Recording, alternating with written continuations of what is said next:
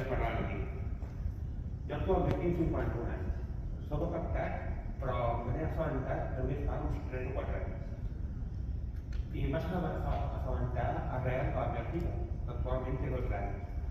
Ella va anar a fer un període d'esquí amb el convent i va fer la Sònia, que havia actuat aquí a Sant Pau, però em van privat al segon de Pau, i ella. I els va dir que sí, que evidentment tenia un poc d'esquins, però que els dins no li provaven massa, que eren les taques que li provaven.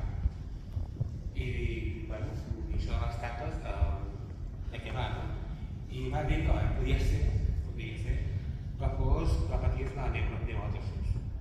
I bueno, ens va dir que si volia, doncs podia fer seguiment, que ja estava aquí a Sant Pau, amb un comitè, i van dir que sí, que van fer els tràmits i tot. Va ser llavors quan es vaig posar els papers privat al pediatre, i el pediatre molt malament em va poder fer la gestió per derivar-me cap aquí a Sant Pau. I tinc que després mirar els dos, evidentment, la meva dona, jo i la meva filla, i tinc que agrair a tot cor a la doctora Roe, Esther Roe, que va ser qui ens va fer l'analítica tant a mi com a la Roser donant positiu a la NTU. Ella en el col·legi és molt nerviosa, moguda, tal i qual. A mi, llavors, no ho va acceptar veure els mestres. Simplement jo era un número, em van deixar de banda, durant uns dies, tal i qual. Amb la meva filla, actualment, va ser diferent. Els mestres, que estan més preparats, suposo, tot això, va ser quan va dir, us aconsello que ho poseu en mans d'especialistes, tal i qual, i bueno, i així ho vam fer-ho. I vam fer-ho, i estem lluitant amb això. Estem lluitant amb això, anant amb psicòlegs, també. Bé, estem una mica perduts.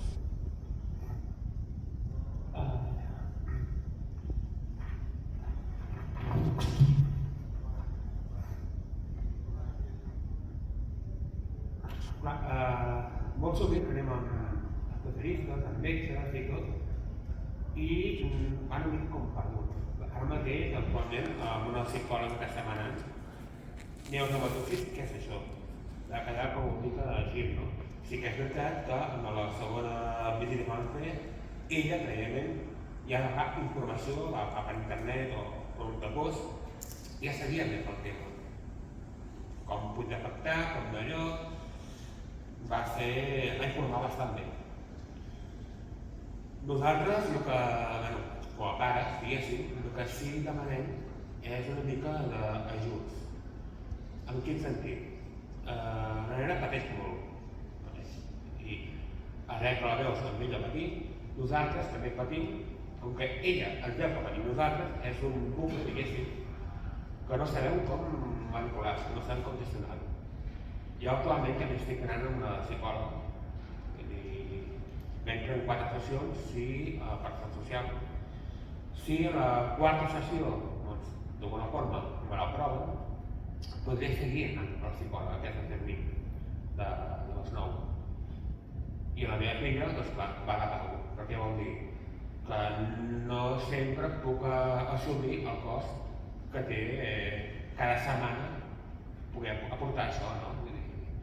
I el que demanem és això, una mica també de part social, que es fiqués una mica més com un tema amb els pares, ho patim. L'incertesa també de com la pot afectar a la meva nena, la meva filla. Tant com els fills, però altres pares no funciona. Clar, és molt delicat. I jo he patit moltes afectacions, tal i qual, ara actualment fa un mes i mig, 2 mesos, em van operar de melanoma. Jo penso, què li pot arribar a passar a la meva filla? És el que a mi em té desconcertat, no? I em fa patir.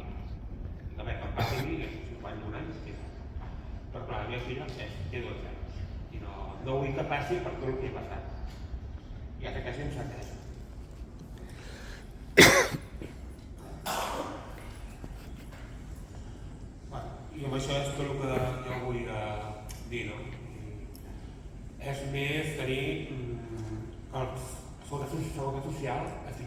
en aquest tema.